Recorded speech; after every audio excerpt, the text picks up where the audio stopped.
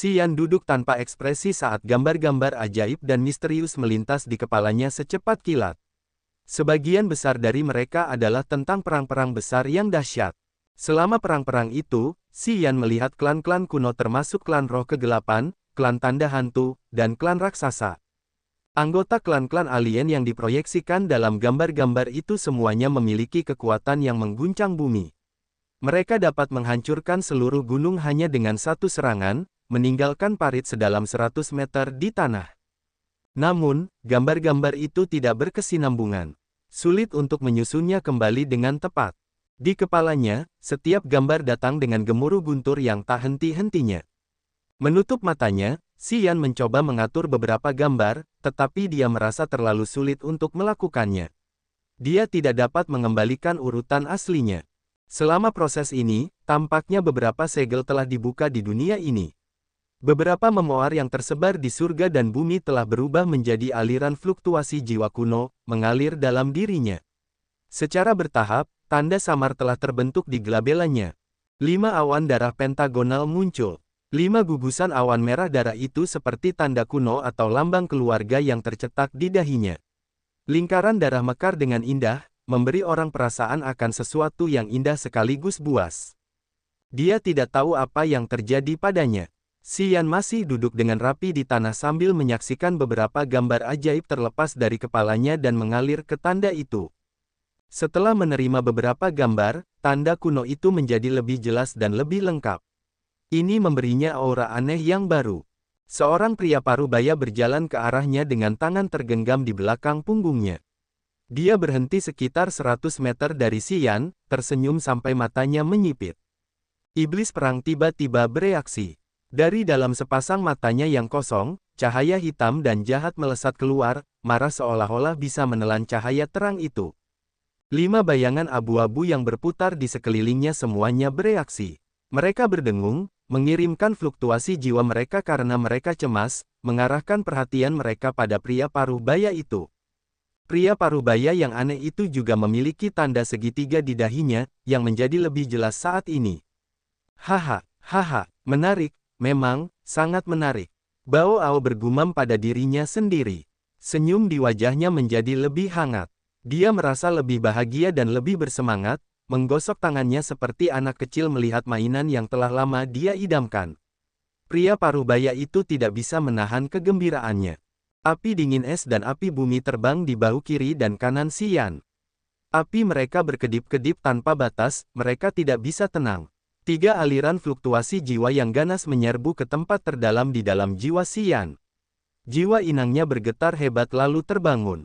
Beberapa gambar ajaib di kepalanya terbang dan bergabung menjadi awan darah aneh di glabelanya. Dia tidak bisa mengaturnya lagi, jadi dia merasa sedikit menyesal. Dia tidak tahu bahwa sekarang ada tanda misterius di dahinya. Tenggelam dalam kehilangan, dia menggelengkan kepalanya lalu membuka matanya, berteriak menggunakan jiwanya.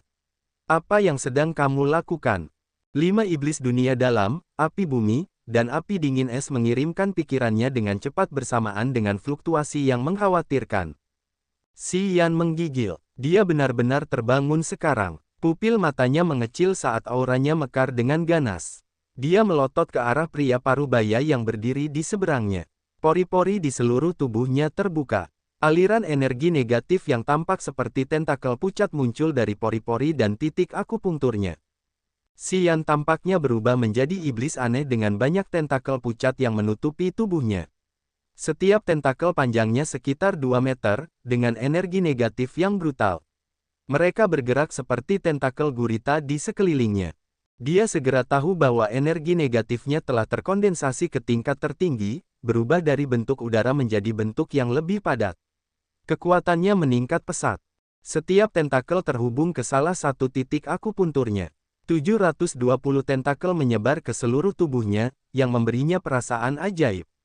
Tampaknya tentakel ini adalah bagian dari tubuhnya, yang membawa kekuatan aneh dan misterius.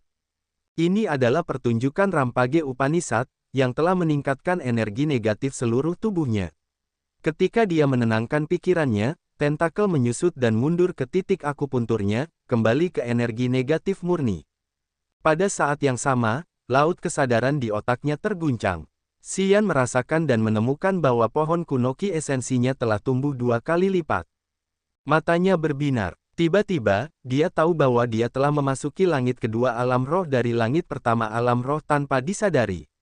Laut kesadarannya meluas, dan jiwanya lebih halus. Bersama dengan pikiran dan jiwanya, mereka memiliki persatuan ajaib. Daging dan darahnya juga memiliki kekuatan yang luar biasa. Naik level. Selamat, adik kecil, Bao Ao tersenyum pelan. Dia berjalan menuju Xian tanpa peduli dengan tatapan iblis perang, api dingin es, dan api bumi. Dia tampak cukup santai dan tenang. Xian merasa tegang. Pedang ilahi penghancur langit muncul dari udara tipis dan perlahan-lahan muncul di telapak tangannya. Siapa kamu? Xian tidak bisa merasakan energi apapun dari pria itu. Di langit kedua alam roh, kesadaran jiwa Xian tidak bisa merasakan aura orang lain. Dalam kognisinya, pria yang berdiri di depannya sepertinya tidak ada. Dia telah mengalami perasaan ini ketika menghadapi Yun Hao. Dia langsung tahu bahwa orang yang berdiri di hadapannya adalah eksistensi setingkat Yun Hao. Dia bahkan lebih berbahaya daripada Yun Hao. Siapa aku? Bao Ao tertawa terbahak-bahak. Dia menggelengkan kepalanya lalu berkata, sepertinya adikmu belum menerima warisan. Ya, kami tidak terburu-buru. Tenang saja, adik kecil, kamu akan menerima lebih banyak segel memori. Saat itu, kamu bisa mencoba merasakan hubungan yang luar biasa antara kamu dan aku. Xian tercengang. Dia tidak tahu apa-apa. Dia menyadari bahwa dia tidak mengerti kata-kata yang keluar dari mulut orang itu. Sepertinya orang itu sudah tahu tentangnya, tetapi dia tidak bisa merasakan alam pria itu atau apapun. Melihat Bao Ao berjalan ke arahnya, Xian berusaha sekuat tenaga untuk menyesuaikan auranya. Aliran ki esensi murni menggerutu meluap dari pedang suci penghancur langit di tangannya. Jangan tegang, aku tidak bermaksud jahat. Bao Ao mengangkat tangannya ke udara dan tertawa. Suaranya lembut yang bisa menghibur orang. Jika aku punya niat buruk, yah, bahkan jika ada 100 orang di sini, kalian semua akan mati. Xian berubah warna. Baiklah, sudah kubilang jangan tegang. Lihat, kau mulai tegang lagi, tawa Bao Ao. Saat dia berbicara, dia tiba di depan Xian. Pria itu berhenti sementara matanya yang gelap dan dalam mengamati Xian. Dia mengangguk lalu tersenyum. Aku hanya lewat, dan melihatmu sedang menerobos alammu. Tiba-tiba aku tertarik, jadi aku datang untuk melihatnya. Aku tidak punya niat lain. Xian tidak menjawab. Dia mencoba menebak identitas orang itu. Prajurit yang memiliki alam ini bukanlah seseorang yang tidak terkenal di tanah suci yang agung. Mungkin dia memiliki alam yang sama dengan Yun Hao. Apakah dia master dari Istana Roh Bela Diri? Mungkin. Master dari Sekte Harta Karun Roh. Adik kecil, ini untukmu. Nanti, jika kau tidak bisa hidup dengan manusia lagi, datanglah padaku. Bao Ao menepuk kepalanya seolah-olah dia baru saja mengingat sesuatu. Jari telunjuknya yang ramping menyentuh dahinya. Tanda segitiga aneh itu tiba-tiba bersinar, saat sebuah token emas gelap terbang keluar dari tandanya. Token kecil itu tidak terbuat dari emas atau batu giok. Itu adalah plakat utuh yang ditutupi simbol-simbol kuno. Lengkungan sederhana pada token itu saling terkait, memberi orang perasaan aneh tapi jahat. Token kecil itu berbentuk segitiga, mirip dengan tanda di dahi pria itu. Namun, itu adalah token sungguhan. Token ini tampak seperti memiliki kehidupan. Token itu tidak menunggu Xian untuk menerimanya, bergerak langsung ke dahinya. Namun, token kecil itu bergetar seolah-olah telah dihapus tepat sebelum menyentuh tanda di glabella Xian. Senyum di wajah Bao Ao melebar seolah-olah dia telah meramalkan kejadian itu sebelumnya. Dia tertawa dan kemudian menyentuh token kecil di udara.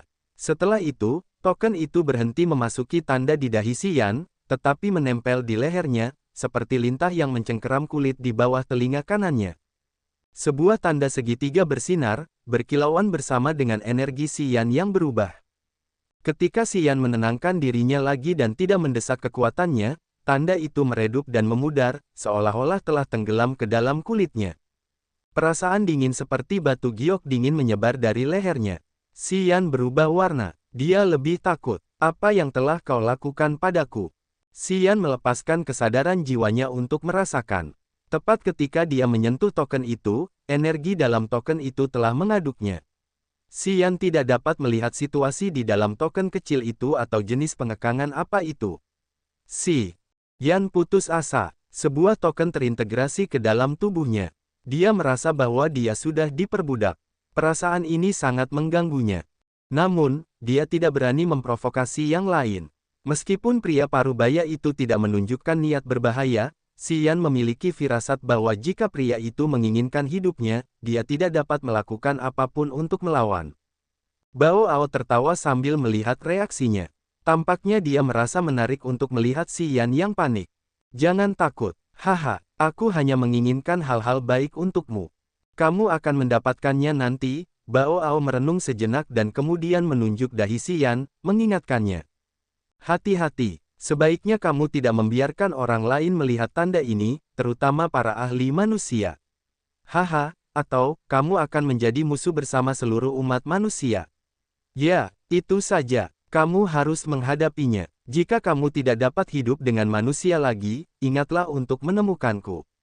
Aku Bao Ao. Jika kamu ingin menemukanku, kamu hanya perlu memasukkan pikiran jiwamu ke dalam token itu.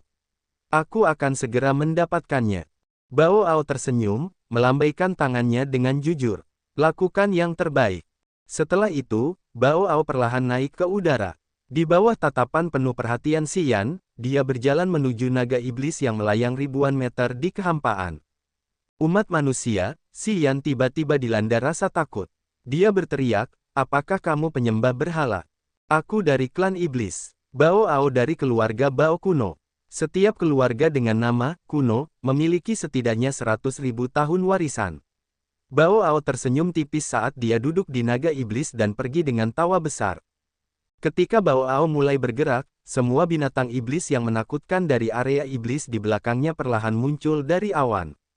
Formasi besar ini bergerak menuju gundukan tua cakrawala teduh.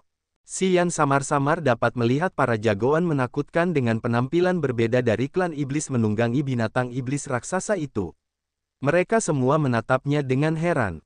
Xian tercengang bagaikan ayam jantan kayu, tubuhnya dingin. Setelah Bao Ao meninggalkan kota dingin utara dan kembali ke naganya, dua ahli alam dewa sejati dari klan iblis Gu Dasi dan Boruo berjalan ke arahnya dengan curiga. Tuan Bao Ao, siapa anak itu? Dia hanya manusia. Kenapa kau tidak membunuhnya? Gu Dasi merasa bingung. Mata Boruo yang indah berbinar. Haha, dia memiliki garis keturunan klan iblis kita. Dialah yang telah menerima warisan dari keluarga tertua di klan iblis kita. Bao Ao tersenyum tipis. Anak itu benar-benar menarik. Saat dia dewasa, dia akan sangat berbahaya. Jika warisannya bangkit, manusia tidak akan menerimanya lagi. Cepat atau lambat, dia akan menjadi milik kita. Kenapa dia memiliki warisan tertua dari klan iblis? Gu Dasi terkejut. Anggota klan manusia memiliki darah yang bercampur dengan banyak klan lain. Ini bukan hal yang mengejutkan. Bao Ao sabar menjelaskan. Jika bukan karena itu, ras ini tidak akan menduduki benua ini selama bertahun-tahun. Garis keturunan klan manusia adalah yang terburuk. Namun, klan ini memiliki kemampuan beradaptasi dengan baik dengan ras lain. Garis keturunan mereka dapat menyatu dengan hampir semua ras lainnya. Melalui pembiakan seperti ini, ras ini dapat berkembang lebih jauh. Bukankah tujuan kita adalah membunuh mereka semua? Boruo terkekeh. Bahkan jika garis keturunan mereka bercampur, kekuatan mereka masih jauh lebih rendah dari kita. Banyak teknik bela diri dan upanisad kekuatan yang hilang. Jangan meremehkan mereka. Bao Ao serius, wajahnya muram. Dalam perang tahun itu, jika kita tidak meremehkan mereka, kita tidak akan mengalami kekalahan yang begitu besar. Ras ini memiliki kemampuan beradaptasi yang luar biasa. Selama kita memberi mereka waktu untuk berkultivasi, mereka dapat mengeluarkan energi mereka, yang dapat membuat semua orang takut. Gu Dasi dan Boruo mendengarkannya, tetapi wajah mereka masih meremehkan. Rupanya, mereka tidak mengingat kata-kata Bao Ao dalam pikiran mereka. Bao Ao mendesah dalam hatinya, tidak ingin berbicara lebih banyak. Dia juga tahu bahwa klan manusia lebih lemah. Kalau tidak, mereka tidak akan bisa tersapu begitu saja. Sekarang mereka hanya bisa mencoba menundukkan kepala dan menahan napas terakhir.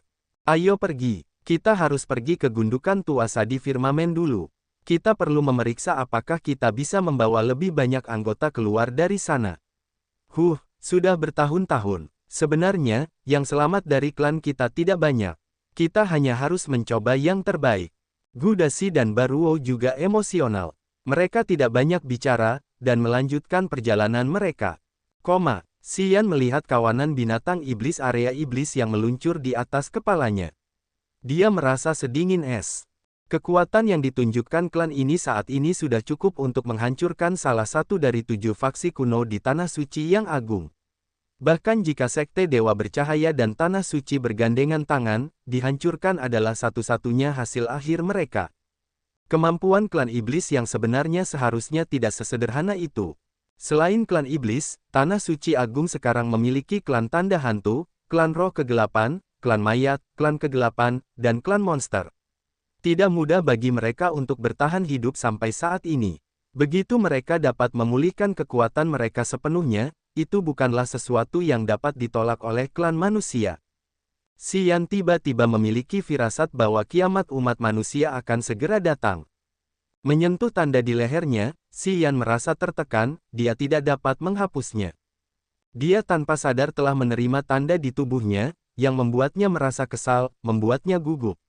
Dia tidak tahu apakah pria bernama Bao Ao dapat mengurungnya di suatu sudut menggunakan tanda ini, atau apakah dia dapat membunuhnya kapan saja. Itu seperti seseorang yang telah mendapatkan benih kematian di tubuhnya. Ketika lawannya ingin dia mati, dia hanya perlu mengedipkan pikirannya, dan Xian akan mati secara tragis. Saat ia terkekang, penghalang iblis akan muncul di hatinya, yang akan memengaruhi kultivasinya nanti. Ini selalu bisa menakuti jiwa dan pikirannya, dan proses naik levelnya akan terhambat mulai sekarang. Energi dingin bergerak di telapak tangannya, saat cermin es muncul. Menatap cermin itu, ia segera melihat tanda darah di glabelanya. Tanda itu berkilauan dengan lingkaran darah, memberinya aura brutal dan berdarah. Ini adalah tanda kuno, tanda yang hanya bisa dimiliki oleh keluarga tertua dari klan iblis. Tanda itu adalah tanda bahwa seseorang termasuk dalam sebuah keluarga. Melalui tanda ini, mereka dapat menerima warisan keluarga. Ia tidak membutuhkan siapapun untuk mengingatkannya untuk mengetahui bahwa cincin pembuluh darah dan transformasinya di kolam darah berhubungan dengan seorang ahli kuat dari klan iblis kuno di zaman kuno. Aku harus menghapus tanda ini. Ia menarik napas dalam-dalam lalu duduk dengan rapi, mencoba menggunakan berbagai metode untuk menghapus tanda di glabelanya. Setelah waktu yang lama, ia menyerah tanpa daya. Tanda itu telah menjadi bagian dari jiwanya. Tidak peduli apa yang dia lakukan, dia tidak bisa menghapusnya. Dia bahkan telah memotong kulit di dahinya. Ketika roh bela diri abadi memulihkan kulitnya, tanda itu masih terlihat jelas. Dia telah mencoba terus-menerus, dan dia mengerti bahwa tanda ini tidak akan segera hilang. Dengan berat hati, dia hanya bisa mengenakan pita hitam di kepalanya untuk menutupi tanda itu.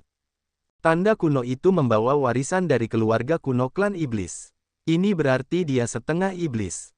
Tiba-tiba, dia merasa bingung, tidak tahu kemana dia akan pergi. Dia ragu-ragu, dan tidak tahu apakah dia harus pergi ke istana roh bela diri atau tidak. Xian mengerutkan kening, memikirkan keluarga dan teman-temannya di keluarga Si dan keluarga Yang. Segala yang telah dialaminya kembali terlintas di kepalanya. Si Jian, yang selalu melindunginya. Harapan keluarga Yang, dan Xia Xinyan. Lambat laun, tatapan matanya menjadi penuh tekad. Semangatnya yang gelisah mulai terkalibrasi saat ia menyesuaikan arahnya sekali lagi. Mengesampingkan tanda di lehernya, Xian merenung dan memulai kembali perjalanannya, berjalan menuju istana roh bela diri. Namun, ia lebih berhati-hati, karena ia bermaksud menghindari area tempat para penyembah berhala berkumpul. Perjalanannya kali ini aman. 10 hari telah berlalu secepat kilat. Akhirnya, Xian tiba di wilayah Istana Roh Bela Diri. Mirip dengan Sekte Dewa Bercahaya dan Sekte Harta Karun Roh, tanah Istana Roh Bela Diri dipenuhi dengan tekanan kematian yang berat. Banyak kerajaan sipil bergantung pada Istana Roh Bela Diri. Sekarang, kota-kota mereka semua kosong. Xian melepaskan kesadaran jiwanya untuk memeriksa, tetapi ia tidak dapat mendeteksi adanya fluktuasi kehidupan.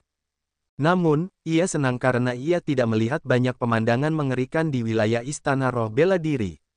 Karena telah menyaksikan begitu banyak kejadian tragis, dia tidak dapat menahan diri untuk tidak mengumpat.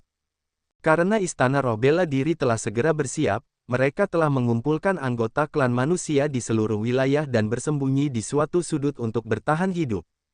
Setelah 2 hari, dia tiba di hutan malam abadi yang terkenal di Tanah Suci yang agung. Hutan malam abadi terletak di Istana Roh Bela Diri. Pohon-pohon besar menjulang tinggi di tanah, beberapa di antaranya sebesar gunung, yang telah tumbuh selama 10.000 tahun. Alasan mengapa hutan ini disebut malam abadi adalah karena pohon-pohon kuno yang lebat di sini. Cabang-cabangnya terlalu tebal, sehingga menghalangi sinar matahari dari langit. Hutan ini tidak menerima sinar matahari sepanjang tahun, dan selalu tampak gelap seperti malam.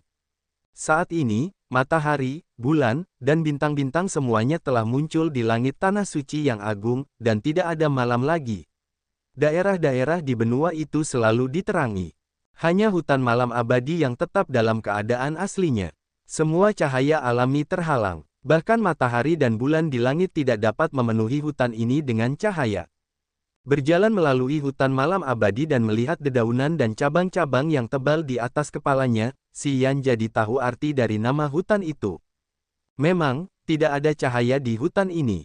Seluruh tempat itu suram. Hanya beberapa sinar matahari yang kuat yang bisa mencapai tanah. Namun, itu sangat jarang. Di hutan yang basah dan gelap ini, ada banyak sungai dan danau yang tembus cahaya. Ikan-ikan di sana tampak gemuk dan lezat. Selain itu, udara di hutan itu segar, yang bisa menyegarkan orang-orang. Dalam pengetahuannya, hutan malam abadi adalah area terluas di wilayah Istana Roh Bela Diri. Hutan ini terletak di area seluas jutaan mil persegi. Butuh waktu bertahun-tahun untuk melintasi hutan ini. Banyak misteri yang tersembunyi di dalam hutan ini. Orang-orang dapat melihat reruntuhan kuil dan makam kuno di sana-sini di hutan. Banyak ahli yang memutuskan untuk hidup menyendiri, telah memilih untuk tinggal di hutan malam abadi, yang memiliki aura spiritual bahan budidaya yang melimpah. Tinggal di hutan ini, mereka tidak perlu khawatir tentang bahan budidaya. Setelah 1 hari dan 1 malam berjalan di hutan malam abadi, Xian tidak merasakan aura makhluk hidup apapun. Dia tidak bertemu manusia atau binatang apapun. Hutan seharusnya memiliki suasana yang semarak, tetapi suasana di sini berat, yang membuat orang merasa tidak nyaman. Tiba-tiba, dia mencium aroma darah. Saat pikirannya berkedip, tubuhnya bergerak cepat seperti arus listrik. Seketika, dia telah menyeberang 1000 meter ke depan dan kemudian berhenti di tepi kolam. Kolam itu tidak besar, ditumbuhi banyak pohon kuno setinggi ratusan meter. Mayat-mayat berserakan di sekitar kolam. Air kolam yang bersih kini diwarnai merah oleh darah. Wajah Xian menjadi dingin dan gelap. Mayat-mayat di tepi kolam adalah anggota klan Suara Iblis dan klan Bersayap. Kedua klan ini telah tunduk padanya, menganggapnya sebagai tuan mereka. Setidaknya 100 orang kafir dibantai. Selain itu, tubuh mereka dicabik-cabik. Tindakan lawan itu sangat brutal. Tiba-tiba dia teringat sesuatu yang mengerikan, bagaimana keadaan klan Suara Iblis dan klan Bersayap. Kembali ke masa lalu, mungkin klan Suara Iblis dan klan Bersayap berada di Tanah Suci yang agung. Namun, setelah perubahan besar langit dan bumi, ras alien bergantung pada klan Tanda Hantu, klan Roh Kegelapan, dan klan Iblis untuk membantai manusia. Kemanapun mereka pergi, mereka meninggalkan orang-orang dalam kesengsaraan. Klan manusia seharusnya dipenuhi dengan kebencian. Klan Suara Iblis dan klan Bersayap seharusnya aman jika mereka pergi bersama suku-suku alien lainnya. Namun, mereka bersama keluarga Yang. Anggota keluarga yang telah menggunakan formasi teleportasi untuk pergi ke Gunung Permata Utara di Sekte Dewa Bercahaya. Apakah Yun Hao, Master Sekte Dewa Bercahaya, menerima mereka? Pada saat suku-suku alien membantai manusia, apakah klan Suara Iblis dan klan Bersayap menjadi sasaran untuk melampiaskan kemarahan mereka?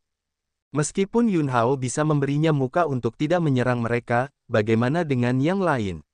Apakah Tanah Suci, Sekte Harta Karun Roh, dan Istana Roh Bela Diri akan membiarkan mereka sendiri? Klan Suara Iblis dan klan Bersayap telah menjadi kaum pagan yang dapat bergabung dengan pihak manapun.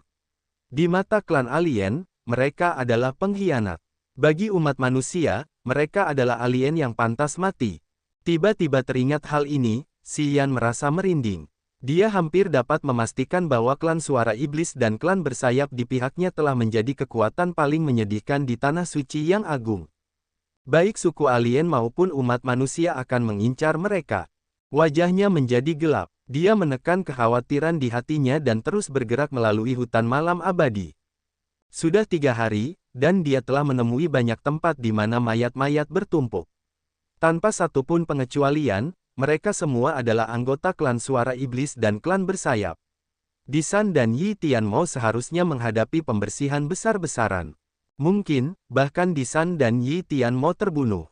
Wilayah kelompok Disan tidak buruk di laut tak berujung, tetapi di tanah suci yang agung ini, dibandingkan dengan para ahli alam dewa sejati seperti Yun Hao, mereka bukan apa-apa.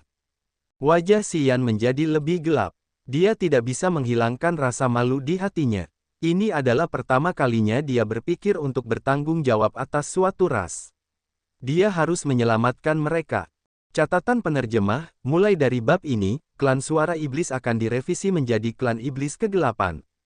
Saat ini saya sedang memeriksa bab-bab sebelumnya dan menerjemahkannya kembali. Saya menemukan kesalahan ini di bab 233.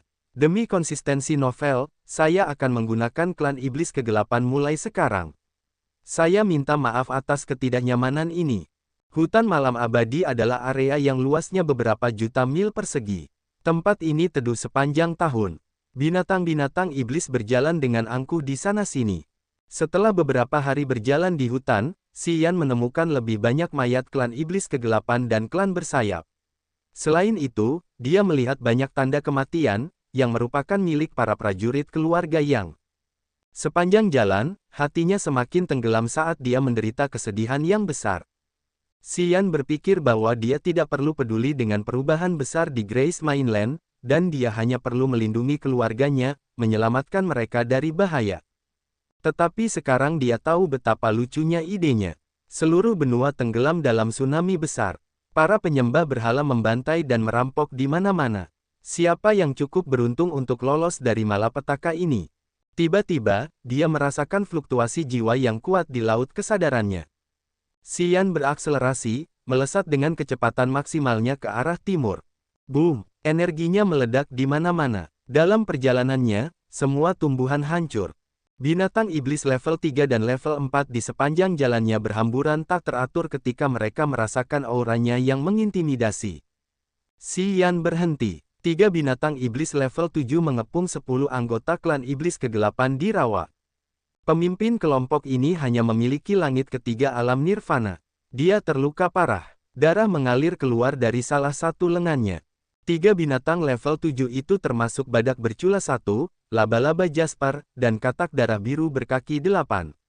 Mereka semua memiliki kecerdasan dengan gerakan cepat. Kelompok 10 anggota klan iblis kegelapan ini jelas tidak bisa melawan lagi. Jika tidak ada yang membantu mereka, mereka akan segera binasa. Yimu memucat, melihat rekan-rekannya jatuh satu per satu. Kebencian meluap di hatinya. Dia menyesal bahwa kompetensinya tidak cukup untuk membalas dendam bagi rekan-rekannya. Melihat tubuh-tubuh yang terpotong-potong, dia akan menjadi gila. Laba-laba Jasper tampak seperti benda bundar. Kakinya berkilau dengan cahaya biru dingin. Setiap kali mereka menginjak tanah, mereka menggali lubang yang dalam. Laba-laba Jasper seperti pemburu yang berpengalaman. Itu tidak terburu-buru karena perlahan-lahan menenun jaring. Araknida ini ingin menangkap kelompok Yimu hidup-hidup dan kemudian memakan otak mereka sedikit demi sedikit. Binatang buas ini pintar. Ia tahu bahwa otak manusia terasa paling enak saat mereka masih hidup, jadi ia tidak terburu-buru. Pertama, ia akan menguras kelompok Yimu, lalu perlahan-lahan ia bisa menikmati makanan lezat itu. Ketika energi langit dan bumi berubah, binatang iblis di Grace Mainland juga tampak menjadi cerdas. Binatang iblis yang asli kini menjadi licik. Rupanya, mereka membentuk apa yang disebut klan monster. Ketika binatang iblis mencapai level 7, bukan hanya kebijaksanaan mereka yang meningkat, tetapi mereka juga memperoleh beberapa teknik kultivasi magis dari klan monster. Ini akan meningkatkan kekuatan mereka dalam skala besar. Secara samar-samar, mereka telah menjadi anggota resmi klan monster. Wush! Sosok Xian terhenti di antara ketiga binatang iblis itu sementara aura pembunuh menyebar darinya. Binatang iblis di level 7 semuanya memiliki kebijaksanaan. Mereka menunjukkan bahwa mereka takut dengan aura Xian yang mengesankan ketika mereka baru saja merasakannya. Binatang iblis itu mundur dengan cepat. Hawi hawu hawu. Binatang iblis ini telah menggunakan siulan aneh untuk berkomunikasi. Tiga binatang iblis berhamburan, bergerak ke tiga arah yang berbeda karena mereka ingin melarikan diri dari pria ini sejauh mungkin. Tuan Muda Yan, mata Yimu tampak pecah, berkilauan dengan cahaya aneh saat dia tidak bisa menahan diri untuk tidak berteriak. Pria ini adalah keponakan Yi Tianmo, jadi dia telah bertemu Xian beberapa kali. Pada saat yang paling kritis, dia hampir menangis saat melihat Xian. Wajah Xian dingin. Dia tidak mengatakan apapun. Pikirannya berkedip saat dia melepaskan iblis perang, menugaskannya untuk membunuh. Iblis perang itu seperti kereta perang baja dan besi, menerobos dengan gemuruh dan bergerak langsung menuju laba-laba Jasper. Jaring yang ditenun laba-laba Jasper hancur. Iblis perang dengan liar menghentakkan kakinya yang 10.000 jun, 1 jun sama dengan 30 jin sama dengan 15 kg pada laba-laba Jasper. Kakinya yang berat menembus laba-laba itu. Iblis perang berbalik, berlari menuju dua binatang buas lainnya. Xian tidak memperhatikan pertempuran itu. Dia mendatangi Yimo, yang berdarah parah, mengeluarkan botol giok dan memberikannya kepadanya. Telan semuanya. 3 pil untuk kalian masing-masing. Duduklah dan pulihkan dirimu sekarang. Itu adalah pelet ki asli agung yang telah dia tukarkan di lembah ramuan roh. Itu dianggap sebagai obat spiritual langka di tanah suci yang agung untuk memelihara tubuh dan memulihkan semangat, pikiran, dan jiwa prajurit. Air mata menggenang di mata Yimu. Dia tidak berbicara lagi, mengangguk, dan menelan 3 pil. Kemudian, dia menyerahkan pil yang tersisa kepada orang lain. 13 anggota klan iblis kegelapan masing-masing menerima 3 pil. Seperti yang disarankan Xian, mereka duduk dan mulai menyesuaikan tubuh mereka untuk memulihkan luka mereka. Xian memperhatikan di sana-sini. Dia menemukan 5 mayat klan iblis kegelapan sekitar 1000 meter jauhnya dari mereka. Semuanya tercabik-cabik dan tanpa kepala. Binatang buas itu pasti telah memakannya. Xian mendesah dalam hatinya, wajahnya sedih. Dia tahu dia terlambat selangkah. Bang bang bang, suara hentakan kaki iblis perang terdengar tak jauh dari mereka. Setelah 10 detik, suara itu berhenti. Xian tahu dua binatang buas lainnya telah terbunuh. Tak lama kemudian, iblis perang kembali. Baju zirahnya menutupi tubuh bajanya dengan sempurna, tanpa noda darah. Iblis perang berhenti di sebelahnya. Tak ada cahaya di matanya yang kosong seolah-olah itu adalah benda mati. Xian juga berdiri tercengang, menunggu dalam diam sementara hatinya terasa dingin. Setelah 1 jam, Yimu telah pulih. Dia adalah orang pertama yang bangun. Dia berlutut di depan Xian, tersedak oleh isak tangis. Tidak lebih dari sepertiga orang yang tersisa di klan kita. Begitu pula dengan klan bersayap. Sejak kita datang ke tanah suci yang agung, kita selalu berlari. Kita bersembunyi di mana-mana. Kita hanya ingin bertahan hidup. Wajah Xian sangat marah. Dia menggertakkan giginya dan mengangguk. Lagi pula, apa yang terjadi? Di mana Yi Tianmo dan yang lainnya? Jenderal kita dan yang lainnya juga berada di hutan malam abadi. Mereka bersembunyi. Saat ini, mereka telah memutus hubungan jiwa menggunakan penghalang untuk mencegah operasi siluman. Air mata mengalir di wajah Yimu, matanya merah. Jumlah anggota kita yang tewas di tangan 7 faksi kuno lebih banyak daripada jumlah yang dibunuh oleh binatang buas. Tuan Muda Yan, Anda harus membalas dendam untuk kami. 7 faksi kuno. Setetes darah merah tua menetes dari sudut mulut Xian seolah-olah itu adalah air mata iblis di neraka. Dia menggelegar, apa yang sebenarnya terjadi? Ketika kami baru saja tiba di tanah suci yang agung, Sekte Dewa Cahaya memperlakukan kami dengan tidak terlalu buruk. Pemimpin sekte datang ke Gunung Permata Utara untuk berpesta dengan kepala keluarga Yang. Namun, tidak lama setelah itu, suku-suku asing memulai invasi mereka. Mereka membantai di setiap sudut tanah suci yang agung. Yimu berlutut saat dia menjelaskan dengan nada kesal. 7 golongan kuno tidak dapat menahan serangan biadab itu. Mereka bergandengan tangan dan bergerak ke arah umum Istana Roh Bela Diri. Kami mendengar bahwa Istana Roh Bela Diri memiliki wilayah rahasia yang dapat mereka masuki dan sembunyikan dari pembantaian kaum pagan. Saat itu, kami pergi bersama para pengikut Sekte Dewa Cahaya. Namun, ketika kami tiba di wilayah Istana Roh Bela Diri, bertemu dengan golongan lain dari 7 golongan kuno, semuanya berubah. Kecuali Sekte Dewa Cahaya, 6 golongan lainnya ingin membunuh kami semua ketika mereka melihat klan bersayap dan klan kami. Tuan Yunhao dari Sekte Dewa Cahaya tidak dapat menghentikannya. Dia tidak dapat menahan diri untuk tidak membiarkan kami melepaskan diri dari formasi mereka. Kami tidak punya pilihan selain datang ke hutan malam abadi untuk bersembunyi. Tidak lama kemudian, faksi lain mulai menyergap dan membunuh kami. Ada binatang iblis level 9 di sini. Binatang iblis lainnya juga memiliki kecerdasan. Mereka tahu cara mengepung dan membunuh kami. Di tempat ini, baik binatang iblis maupun manusia ingin membunuh kami. Baru setengah tahun berlalu, dan kami telah menanggung kerugian yang signifikan. Di mana keluarga Yang? Apakah mereka pergi bersama kalian? Raut wajah Xian berubah, bertanya dengan dingin. Mereka juga ada di sini. Air mata memenuhi wajah Yimo. Kepala keluarga Yang adalah orang baik. Sejak awal, dia telah mencoba melindungi kita. Sayangnya, kepala keluarga Yang tidak begitu kuat di Tanah Suci Yang Agung. Saat ini, keluarga Yang tinggal bersama kita di hutan malam abadi ini. Namun, Sekte Tiga Dewa dan keluarga Xia, yang datang ke Tanah Suci Yang Agung bersama kita, telah resmi menjadi anggota 7 golongan kuno.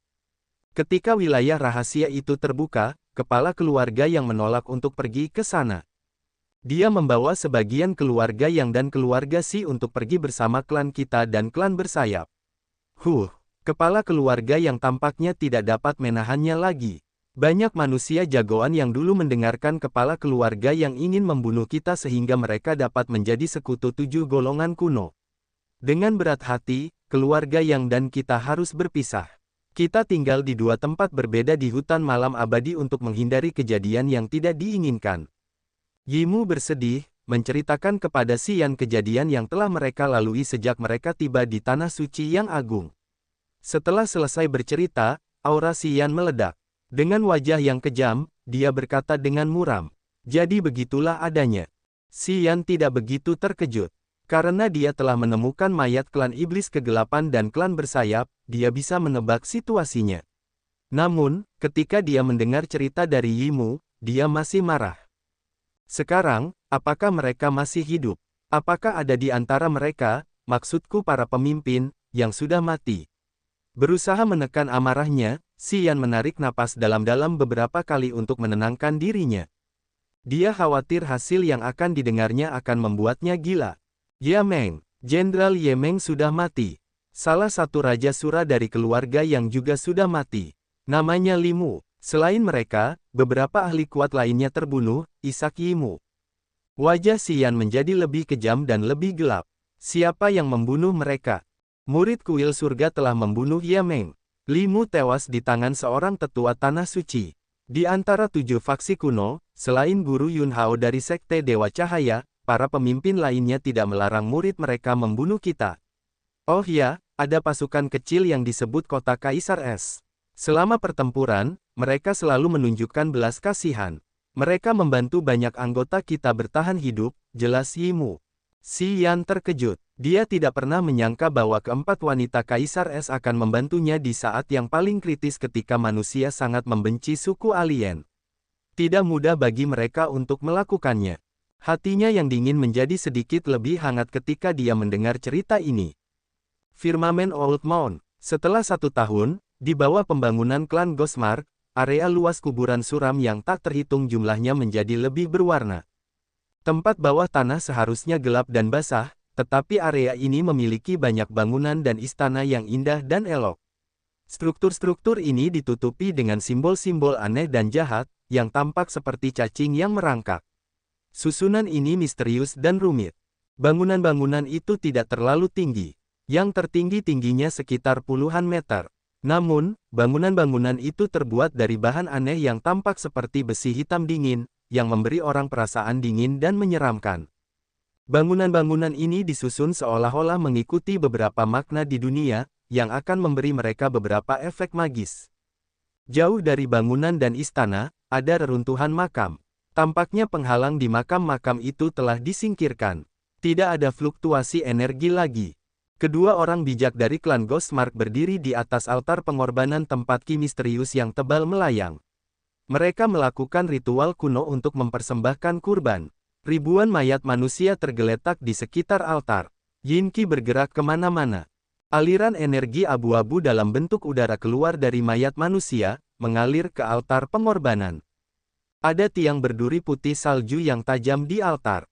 Ujung duri itu bersinar menyilaukan, melepaskan ki dingin yang jahat seolah-olah menghubungkan sesuatu. Tidak jauh dari sana, Bao Ao dan sekelompok ahli klan iblis berdiri dan menyaksikan kejadian itu. Mereka melihat dengan saksama ke arah altar pengorbanan. Di antara suku-suku alien yang hebat, klan tanda hantu memiliki pemahaman yang paling mendalam tentang kekuatan jiwa. Altar yang mereka bangun memiliki fungsi yang sama. Altar itu dapat melintasi ruang dan mengumpulkan jiwa-jiwa dari negeri asing, atau membuat koneksi dengan wilayah luar. Kedua orang bijak dari klan tanda hantu telah menunggu sampai ki misterius yang berkumpul tebal di sekitar altar mencapai tingkat tertentu untuk membuang kitab suci mantra tertulis Yin, menggunakannya sebagai sumber kekuatan untuk mengaktifkan altar pengorbanan. Aliran kabut abu-abu suram keluar dari altar. Permata-permata berharga berkilauan dalam kabut, memantulkan sinar-sinar aneh dan jahat. Awan berbentuk jiwa berangsur-angsur mengembun dalam kabut. Mereka tidak dapat melihat wujud aslinya, tetapi hanya bentuk dasarnya.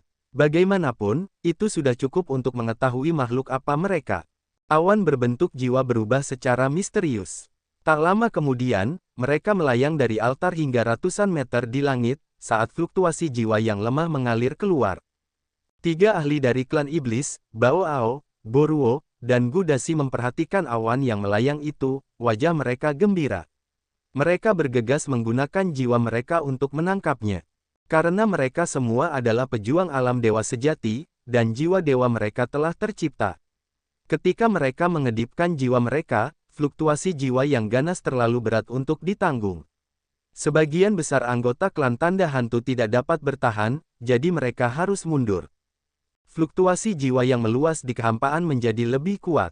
Awan berbentuk jiwa yang melayang itu bergerak maju mundur, secara bertahap membuat hubungan yang luar biasa dengan jiwa dewa dari kelompok tiga orang Bao Ao. Bao Ao dan dua orang lainnya duduk dengan rapi, memejamkan mata.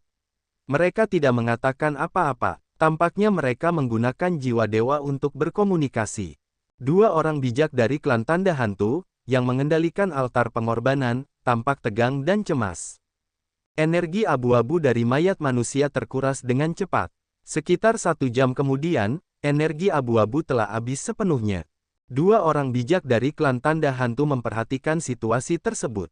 Mereka tidak ragu-ragu mengambil kembali kitab suci mantra tertulis Yin. Kekuatan kuat yang mengalir ke altar diambil kembali. Tim Bao Ao merasakan dengan mata tertutup. Tiba-tiba, mereka terbangun, wajah mereka jengkel. Tuan Bao Ao, bukan berarti kami tidak ingin membantu Anda. Sejujurnya, kami tidak punya cukup energi. Komoros, orang bijak dari klan tanda hantu, tersenyum enggan sambil terus menggosok tangannya. Jika Anda dapat menemukan jiwa para pejuang langit ketiga alam roh untuk dikorbankan, altar ini dapat bertahan lebih lama. Saat ini, kami tidak dapat berbuat lebih banyak. Ketika Bao Ao menghadapi Xian, temperamennya seperti cuaca hangat. Namun saat ini, ketika dia berbicara dengan Komoros, langit kedua alam dewa sejati, dia jahat dan brutal. Matanya tampak mengandung niat jahat yang tak ada habisnya. Komoros, harga yang kami bayarkan tidaklah kecil. Begitulah cara Anda menyelesaikan sesuatu. Komoros tersenyum paksa, terus memohon. Tuan Bao Ao, tolong beri kami lebih banyak waktu. Dalam waktu maksimal 3 bulan, kami akan memuaskan Anda. 3 bulan kemudian, altar pengorbanan kami dapat membantu kalian dan Demogorgon Purbakala membentuk hubungan jiwa. Pupil mata Bao Ao mengecil, dan dia terdiam beberapa saat. Komoros tersenyum sedih, terus meyakinkannya. 1 bulan. Kami hanya memberimu waktu 1 bulan. Aura brutal Bao Ao berhenti. Dia menjadi setenang aliran sungai yang tenang. 1 bulan kemudian, jika kamu tidak dapat memuaskan kami, perjanjian yang kita buat akan batal demi hukum. Pada saat itu, kamu harus memuntahkan apa yang telah kami berikan kepadamu. Mengerti? Komoros mengangguk terus-menerus, tidak berani menjelaskan lebih lanjut karena dia langsung setuju. Baiklah, baiklah. 1 bulan. 1 bulan kemudian, aku yakin kamu dapat membentuk hubungan jiwa dengan Demogorgon Purbakala. Bagus, Bao Ao tertawa puas. Dia berdiri dan berkata dengan lemah, aku telah membuang banyak waktu. Jadi, jangan menguji batas kemampuanku. Ingat, kamu hanya punya waktu 1 bulan. Jangan khawatir, jangan khawatir. Tepat setelah kau pergi, aku akan pergi ke area Istana Roh Bela Diri. Komoros menepuk dadanya dengan tegas. Bao Ao mengangguk setuju. Oh ya, anak bernama Si Yan yang kau temui, aku ingin menjaganya karena suatu alasan. Jika kau bertemu dengannya, jangan sentuh dia. Atau, jangan salahkan aku karena bersikap tidak sopan. Manusia, Komoros mengerutkan kening. Ya, meskipun aku tidak tahu untuk apa Tuan Bao Ao menjaganya, seperti yang kau sarankan, aku akan mengikutimu. Aku menunggu kabar baikmu. Bao Ao membawa Boruo dan Gudasi, lalu pergi. Setelah mereka keluar dari gundukan tuasa di firmamen menuju dataran yang suram, Bao Ao mengernyitkan alisnya dan berbicara dengan Boruo dan Gudasi. Kalian pergilah ke Laut Tak Berujung, daerah iblis ketiga dan daerah iblis keempat, kurasa orang-orang kita di sana juga sudah keluar. Kalian pergilah ke sana dan kumpulkan mereka. Karena daerah iblis kedua kita sudah terbuka, gerbang di sana seharusnya juga sudah rusak. Ingatlah untuk menemukan bahan-bahan yang kuinginkan. Kita perlu membuka gerbang daerah iblis pertama, tidak hanya untuk menghubungi Demogorgon Purbakala di sana, tetapi juga untuk menyiapkan bahan-bahan yang cukup untuk membuka segelnya. Jangan khawatir, kita akan mengumpulkan mereka, Gudasi tertawa. Tidak banyak ahli yang kuat di daerah iblis ketiga dan keempat. Jadi, tidak mungkin ada keluarga kuno di sana. Keluarga Bao kuno kita pasti bisa menyatukan orang-orang di sana kali ini. Kalian harus bergegas. Keluarga Jie kuno akan segera datang. Jika kita membiarkan mereka membuka daerah iblis pertama terlebih dahulu, semua usaha kita akan sia-sia. Bao Ao mendengus. Ketika dia menyebutkan keluarga Jie kuno, dia tampak kesal. Mengerti, makam mayat kuno. Ada banyak batu nisan yang berserakan di padang rumput, masing-masing memiliki pintu masuk gelap yang mengarah ke istana bawah tanah. Menurut legenda, makam mayat kuno adalah tanah aneh yang ada sejak zaman kuno. Untuk mendapatkan tempat di makam mayat kuno, pemilik makam harus tangguh. Di bawah batu nisan, itu adalah dunia lain. Orang-orang mengatakan bahwa makam terbesar bahkan memiliki ruang tersembunyi sebesar seluruh kota. Di batu nisan yang memiliki banyak gambar aneh klan mayat, gunung mayat, laut mayat, dan orang-orang mereka telah tiba dari Laut Tak Berujung. Melakukan perjalanan melalui puluhan ribu mil, mereka akhirnya berhasil. Gunung mayat, laut mayat, dan rekan-rekan mereka berhenti di depan batu nisan besar itu, menggunakan etiket khusus mereka untuk membungkuk dan bahasa mereka yang khas untuk memanggil. Setelah beberapa saat, gelombang jiwa yang luar biasa menyebar dari pintu masuk batu nisan. Gunung mayat dan laut mayat menggigil karena kegembiraan. Mereka berdua terkejut dan senang, tersentak dari slot mereka saat mereka membawa orang-orang mereka untuk memasuki makam itu. Gunung Permata Utara, Cao Qiu Dao, Fan Xiangyun, dan anak buahnya masih tinggal di tempat ini. Mereka bersembunyi di dalam gunung, tidak berani keluar. Jeritan dan lengkingan yang memekakkan telinga sering bergema dari pegunungan di dekatnya. Terkadang, mereka mendengar binatang buas melolong. Semua itu lebih dari cukup untuk membuat mereka ketakutan. Mengu ingin keluar sana dan memburu binatang buas untuk makanan, tetapi Cao Qiu Dao menghentikannya hanya dengan satu kalimat. Ada 2 binatang buas level 8 di antara kawanan itu. Mengu langsung menghentikan idenya, tetap diam di dalam gunung. Apakah bocah Si Yan itu akan membuang kita di sini? Jika begitu, tinggal diam di sini tidak ada bedanya dengan mencari jalan menuju kematian, kan? Fan Xiangyun menatap formasi teleportasi di depannya, memakan beberapa buah dengan suasana hatinya yang tertekan. Apakah kamu punya ide yang lebih baik? Kata Cao Qiu Dao putus asa, melemparkan tatapan tajam padanya. Jika kau punya ide yang lebih baik, aku akan mengikutimu. Selama kau bisa menyelamatkan semua orang, apapun itu, kami akan mengikutimu. Katakan saja apa yang harus kami lakukan. Fan Xiangyun bingung. Kemudian, dia berkata dengan lemah. Aku tidak tahu apa-apa tentang tanah suci yang agung. Kalau begitu, Itu tidak akan berhasil, Cao Qiu Dao mendengus. Kudengar Xian berkata bahwa Sekte Dewa Cahaya memiliki prajurit alam dewa sejati, tetapi sekarang mereka juga dalam bahaya. Apa yang harus kita lakukan? Fan Xiangyun tidak berbicara lebih jauh. Tunggu saja, saat ini, itu adalah solusi yang paling tepat. Jika kau tidak punya urusan, jangan keluar. Jika lokasi kami diketahui, malapetaka akan menimpa kami. Cao Qiu Dao menghela napas, tidak tahu harus berbuat apa. Mereka semua merasa putus asa saat mereka tersenyum sedih.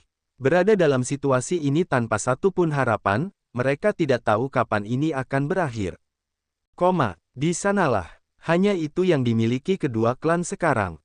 Tuan Yan, saya harap Anda dapat membantu kami bertahan hidup. Yimu memimpin jalan menuju area dedaunan yang sangat rimbun.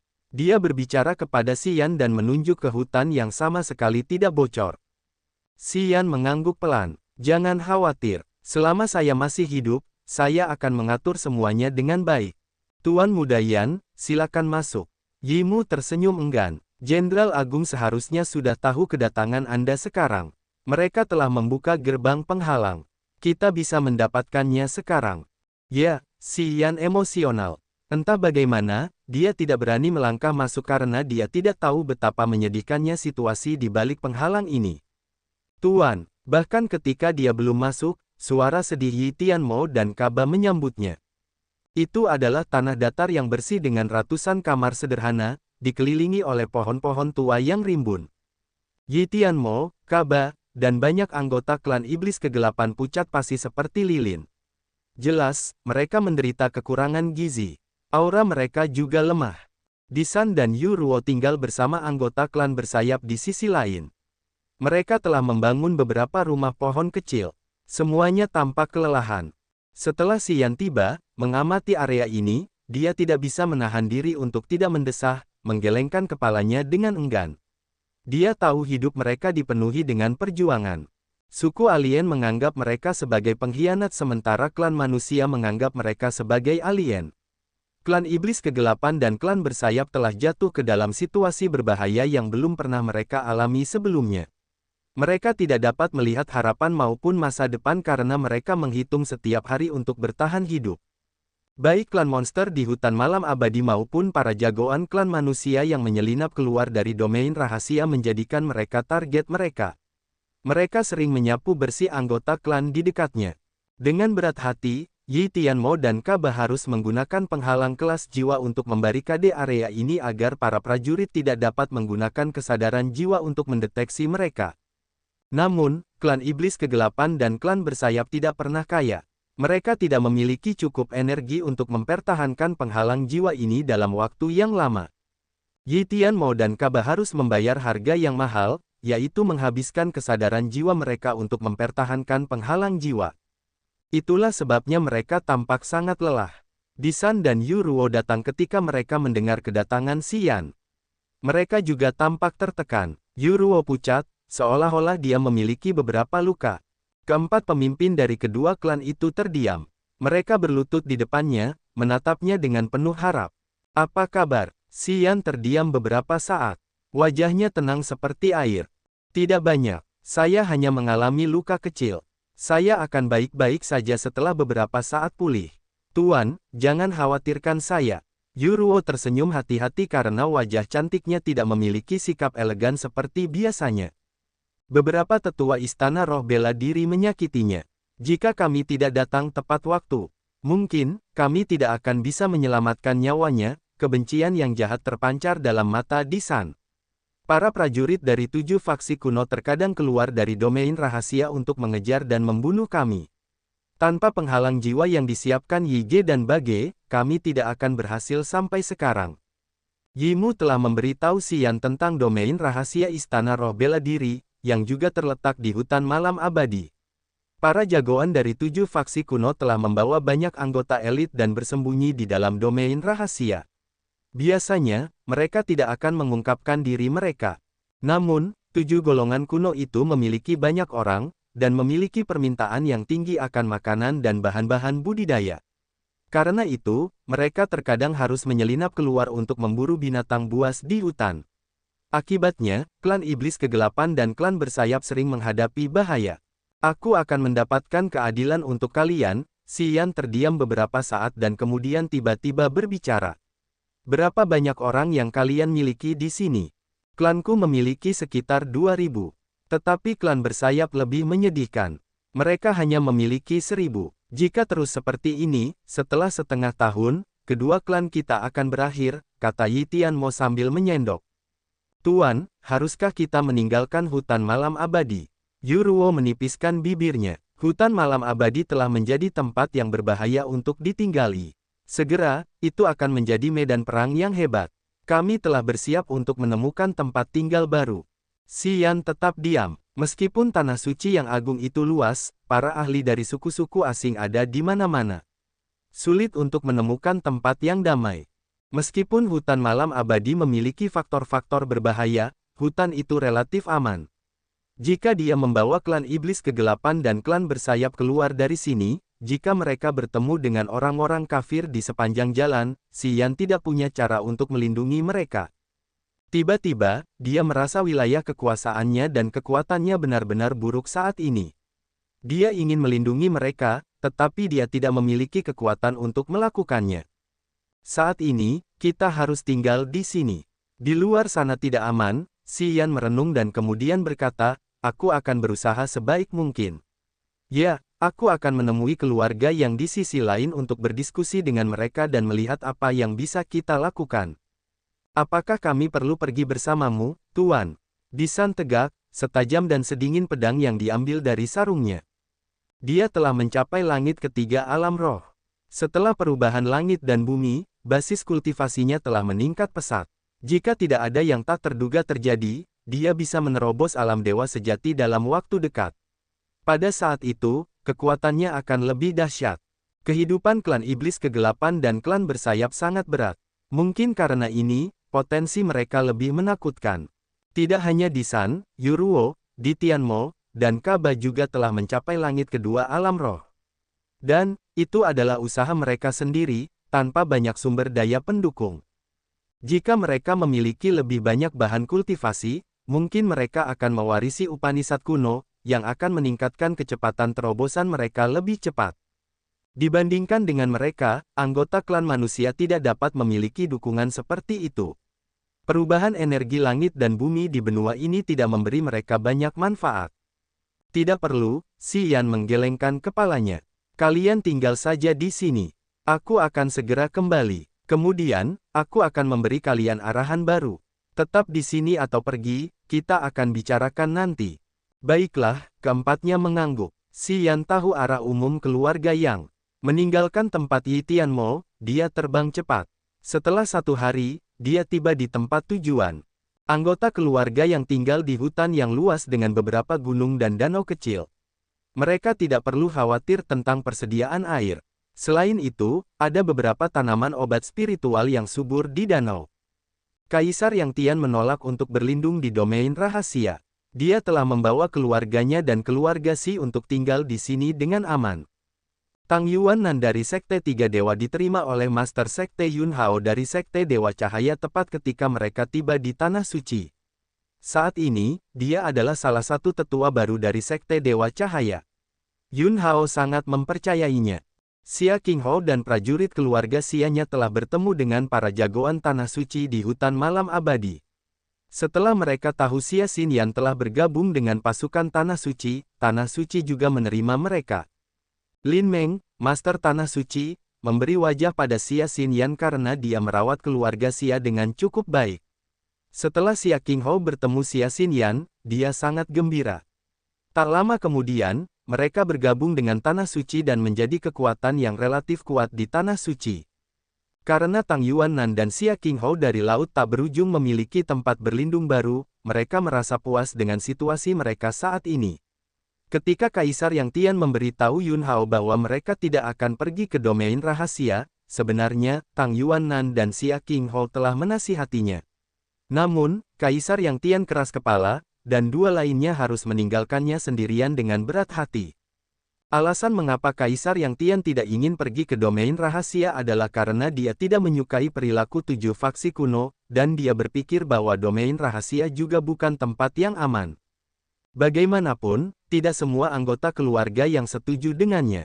Para prajurit lainnya, yang telah mengikuti keluarga Yang dan memanggil Kaisar Yang Tian sebagai guru mereka, mengenal para prajurit alam dewa sejati seperti Yun Hao, Lin Meng, dan Niruo setelah mereka tiba di Tanah Suci yang agung. Sejak saat itu, mereka mengira visi mereka telah melebar. Di bawah invasi alien, hati mereka retak. Mereka tidak lagi menganggap Kaisar Yang Tian sebagai guru mereka. Ketika Kaisar Yang Tian menyatakan bahwa ia ingin tinggal di hutan malam abadi, 7 faksi kuno telah merekrut para prajurit yang ingin melepaskan diri dari keluarga Yang. Saat ini, pihak Kaisar Yang Tian memiliki sekitar 2.000 orang, termasuk keluarga Xi. Namun, ada banyak orang di antara 2.000 orang ini yang tidak puas dengan keputusan Kaisar Yang Tian. Mereka telah memintanya untuk tidak peduli dengan klan setan gelap dan klan bersayap lagi, dan bahwa ia harus membunuh mereka semua. Orang-orang itu dipenuhi dengan kebencian. Meskipun klan iblis hitam dan klan bersayap tidak melakukan apapun kepada mereka, karena mereka rasis, mereka tetap membenci mereka. Kaisar Yang Tian berusaha sekuat tenaga untuk menghibur mereka. Dia diam-diam membagikan sebagian dari akumulasi ratusan tahun, termasuk kristal ki esensi dan makanan, dengan Yi Tianmo dan Disan. Tindakannya membuat lebih banyak orang tidak puas. Namun, itu dapat membantu klan iblis hitam dan klan bersayap melewati masa sulit ini dan bertahan hidup di hutan malam abadi. Xian mencapai tempat keluarga yang berlindung. Melihat formasi biasa di luar, hatinya mendesah karena entah bagaimana dia merasa sedih. Keluarga Yang adalah kekuatan superior di laut tak berujung.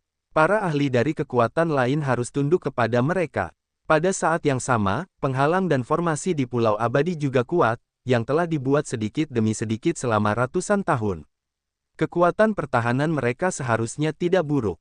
Namun, setelah mereka tiba di Tanah Suci yang agung, dibandingkan dengan faksi kuno lainnya, keluarga Yang tidak layak disebut.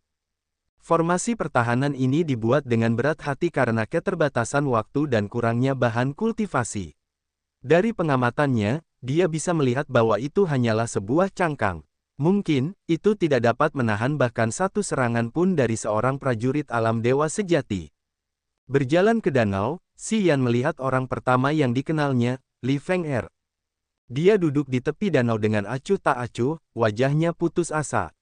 Kesedihan tetap ada di matanya yang cerah. Dia sedang memainkan beberapa cabang pohon kecil, melemparkannya ke danau. Dia tidak menyadari kedatangannya. Dari kejauhan, Xian tahu mengapa dia sedih. Raja Suralimu adalah satu-satunya kerabatnya, dan dia sudah mati. Cicit, sebuah jendela berderit dari rumah batu hijau di seberang Li Feng'er. Seorang pria muncul di balik jendela, wajahnya dingin dan muram. Matanya tiba-tiba cerah saat dia terhibur. Dia berteriak, Yan kecil telah kembali. Sama seperti guntur musim semi, orang-orang dari keluarga Yang dan keluarga Xi ceria seolah-olah mereka sedang merayakan tahun baru. Mereka datang dari setiap sudut, berkumpul di danau. Masing-masing dari mereka menyambut Xian. Dari kejauhan, beberapa prajurit yang bergantung pada keluarga Yang dan keluarga Xi sedang menonton.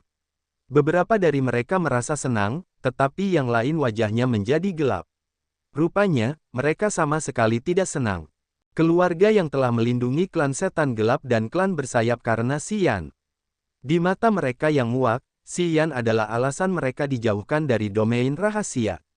Mereka berpikir bahwa tanpa Xian, mungkin mereka akan berada di domain rahasia jauh di dalam hutan malam abadi ini, dan berteman dengan 7 faksi kuno, yang akan memastikan keselamatan dan masa depan mereka. Xian tersenyum cerah. Dia menyipitkan mata karena dia cukup peka untuk melihat bagian yang tidak senang. Ada yang ingin kukatakan. Suaranya tidak tinggi, tetapi bergema di setiap sudut tempat itu. Tidak hanya keluarga yang berdiri di dekat danau, tetapi juga para prajurit berwajah gelap yang bersembunyi di kejauhan terkejut. Kaisar Yang Tian mengerutkan kening, tetapi dia tidak campur tangan terhadap Xian. Dia mendengarkan dengan penuh perhatian sambil mengangkat tangannya untuk menarik perhatian orang-orangnya.